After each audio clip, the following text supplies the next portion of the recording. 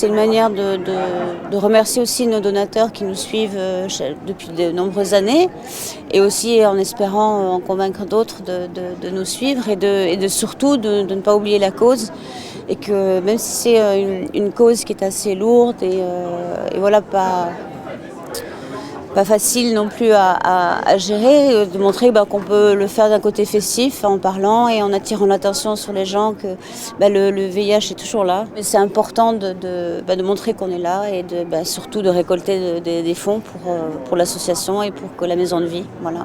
Important aussi de rappeler le message de sensibilisation que martèle Fight-Aids Monaco depuis sa création, car en 2022, près de 39 millions de personnes vivaient avec le VIH dans le monde, 800 000 en sont décédés. Pourtant, les traitements existent, la lutte a besoin d'un nouveau souffle après l'épidémie de Covid-19, comme nous l'explique le docteur Bruno Taillant. Le Covid a entraîné une illisibilité de la lutte contre le sida et on continue à l'heure actuelle à se contaminer, on continue à l'heure actuelle à mourir du sida, alors qu'on a tous les traitements, on a tous les outils pour prendre en charge le sida, pour prévenir la contamination. Et en fait, à l'heure actuelle, c'est juste une question de volonté.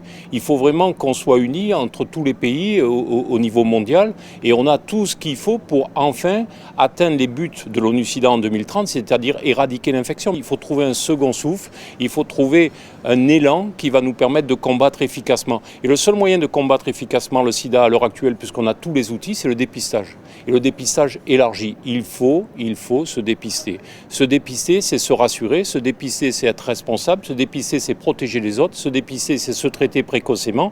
Et c'est grâce à ça qu'on arrivera à éradiquer l'épidémie.